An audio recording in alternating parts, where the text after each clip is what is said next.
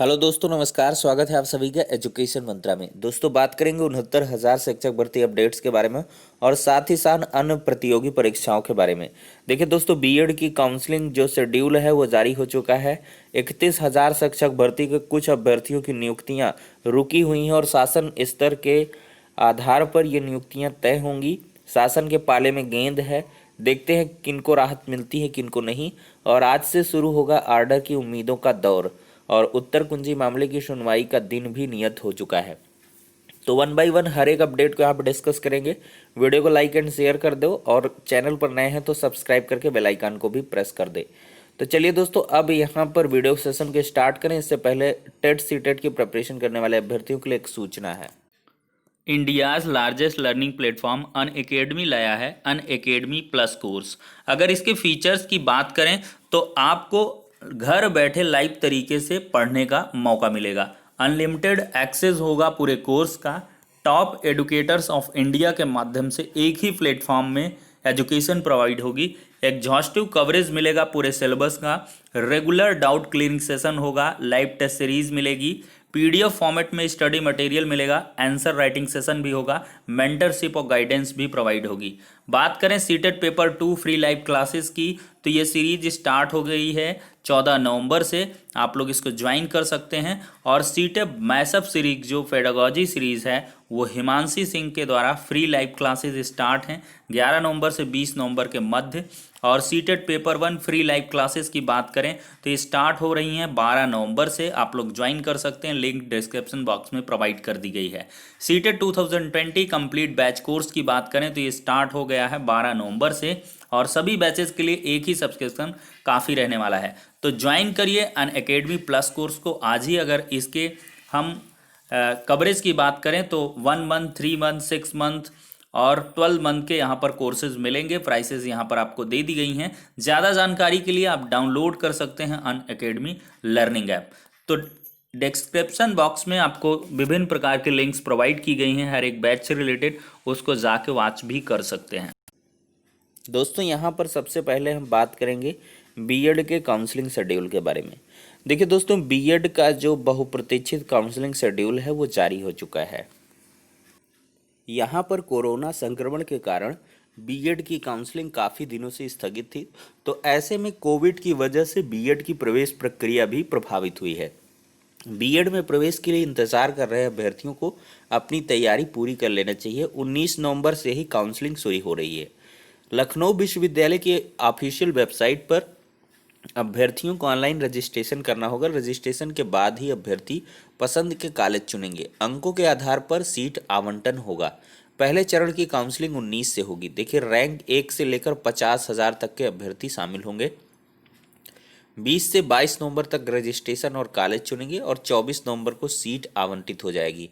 25 से 27 नवंबर तक seat confirm कर लेने के बाद अभ्यर्थी दूसरी फीस जमा करेंगे। दूसरे चरण की काउंसलिंग 24 नवंबर से होगी और इसमें 50,000 से 1 रैंक से 14,000 रैंक तक के अभ्यर्थी शामिल होंगे। देखिए, तीसरे चरण की काउंसलिंग 30 नवंबर से 2 दिसंबर तक होगी। इसमें 14,001 से 24,000 रैंक तक के अभ्यर्थी शामिल होंगे। 5 से 7 दिसंबर तक सीट कंफर्म कर फीस जमा करेंगे। चौथे चरण की काउंसलिंग 4 दिसंबर से होगी। इसमें 24,001 रैंक से अंत तक के अभ्यर्थी शामिल होंगे। देखिए, 4 चरणों की काउंसलिंग में भी अगर सीट खाली रहती हैं तो 13 दिसंबर से पूल काउंसलिंग होगी। वहीं पर दोस्तों, उत्तर कुंजी मामले के बारे में अभ्यर्थी लगातार इन्फॉर्मेशन मांगते रहते हैं कि आखिरकार सर उत्तर कुंजी मामले में क्या कुछ हो रहा है। तो दोस्तों, यहाँ पर जस्टिस पंकज कुमार जायसवाल जी की रिटायरमेंट के बाद जस्टिस पंकज मित्तल और जस्टिस सौरभ लावनिया जी की बेंच में ये मामला जो है लिस्टेड हुआ है। काफ़ी दिनों बाद लिस्टेड हुआ है। एडिशनल कॉज लिस्ट में ये 6ठे क्रमांक पर लिस्टेड है और इसकी सुनवाई जो होनी है वो मंगलवार को, यानी कि कल की डेट में होनी है, 17 नवंबर की तिथि में। ठीक है दोस्तों। तो उत्तर कुंजी मामले में अभी तक सौरभ लावनिया जी ने और इसके बाद पंकज मित्तल जी ने कोई सुनवाई ठीक ढंग से नहीं की है। क्या है कि इसमें कुछ ऐसी चीज़ें, परिस्थितियां बनती रहीं कि इसको प्रॉपर तरीके से सुना नहीं जा सका है। तो ऐसे में जो मंगलवार का दिन है वो काफ़ी महत्वपूर्ण है, क्योंकि इस दिन एडिशनल कॉज लिस्ट में केस लगा हुआ है। नंबर ऑफ केसेस भी कम रहेंगे, फ्रेश केसेस देखते हैं 15-20 रह रहे हैं। तो ऐसे में ये मामला सुना जाएगा और उम्मीद है कि कुछ अच्छी चीज़ें इसमें निकल के आ सकती हैं। वहीं पे दोस्तों अब 31,000 शिक्षक भर्ती के अभ्यर्थियों की कुछ नियुक्तियां फंसी हुई हैं, उनके बारे में चर्चा करें। इससे पहले एक इम्पॉर्टेंट इन्फॉर्मेशन है, एसबीआई पीओ की वैकेंसी आई है, 2000 पोस्ट हैं। भारतीय स्टेट बैंक में परिवीक्षाधीन अधिकारियों यानी कि प्रोबेशनरी ऑफिसर्स की नियुक्ति के लिए योग्य भारतीय नागरिकों से ऑनलाइन आवेदन मांगे गए हैं। तो आप लोग इसको चेकआउट कर सकते हैं। ऑनलाइन पंजीकरण और शुल्क भुगतान की तिथि 14 नवंबर से 4 दिसंबर के मध्य रहेगी। ठीक है दोस्तों, तो जो भी संबंधित हो इसका संज्ञान ले सकते हैं। अब देखिए दोस्तों, यहाँ पर 30 अभ्यर्थियों को नहीं मिली राहत, फैसला शासन के पाले में। यहाँ पर दोस्तों ये जो प्रकरण है त्रुटि संशोधन से जुड़ा हुआ है। कहीं ना कहीं शासन स्तर से इस बार हर एक अभ्यर्थी के लिए दिशा निर्देश आने वाले हैं, क्योंकि बहुत सारे अभ्यर्थी लगातार कांटेक्ट में रहे हैं बेसिक शिक्षा विभाग के आला अधिकारियों के, और वहां से ये इन्फॉर्मेशन मिली थी कि दीपावली के बाद आपके संबंध में आदेश पॉजिटिव इन नेचर 100% आ जाना है। तो ऐसे में उम्मीद है कि शासन स्तर से जो फैसला है वो जल्द हो जाएगा। यहाँ पर देखें तो परिषदीय विद्यालयों में 69,000 सहायक अध्यापक भर्ती के 31,277 पदों पर नियुक्ति की प्रक्रिया पूरी हो चुकी है। इसके अंतर्गत जिलों में 581 अभ्यर्थियों को विद्यालय आवंटन हो चुका है। चयनित 30 अभ्यर्थियों पर फैसला शासन स्तर से लिया जाना है। इस कारण उन्हें नौकरी फिलहाल मिलते मिलते रुक गई है।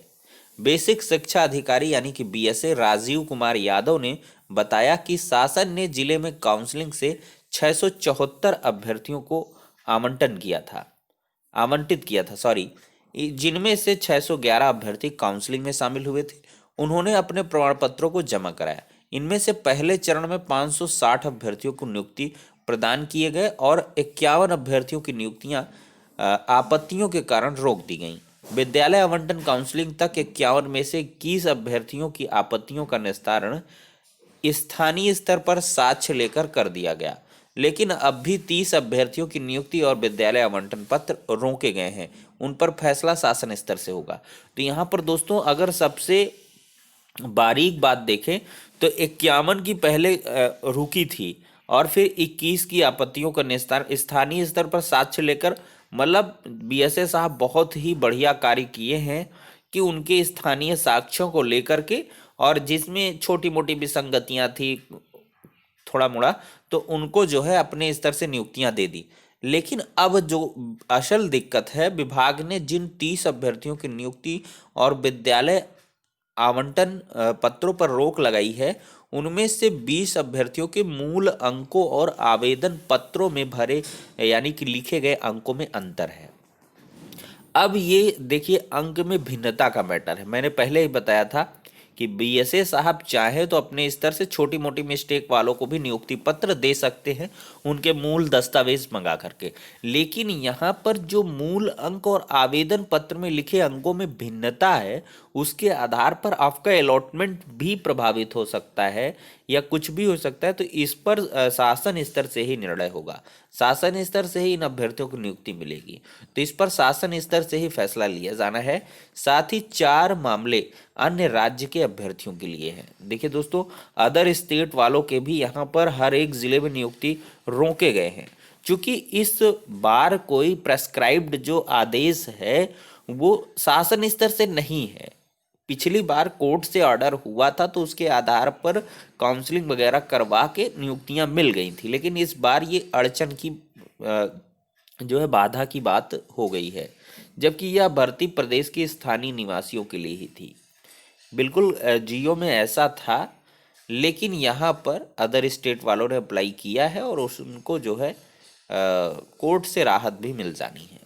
इसके साथ ही अन्य मामलों में जाति, जन्म और मूल निवास प्रमाण पत्र में अंतर है। देखिए यह है स्थिति। इन 30 मामलों में से 20 पर बेसिक शिक्षा विभाग ने आपत्ति लगाई थी, जबकि 10 मामले उन 34 मामलों में शामिल थे जिन पर जिला शिक्षा एवं प्रशिक्षण संस्थान यानी कि डायट प्राचार्य अहिबरन सिंह ने आपत्ति लगाई थी।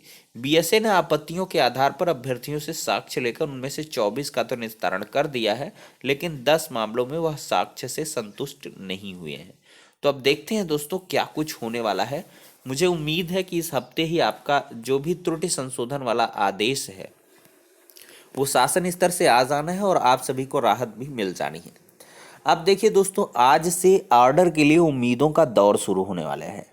चूंकि जो आज 16 तारीख है, तो आज की जो सप्लीमेंट्री लिस्ट होगी यानी कि 17 की, उससे क्लियर हो जाएगा कि ऑर्डर 17 को आ रहा है कि नहीं आ रहा है।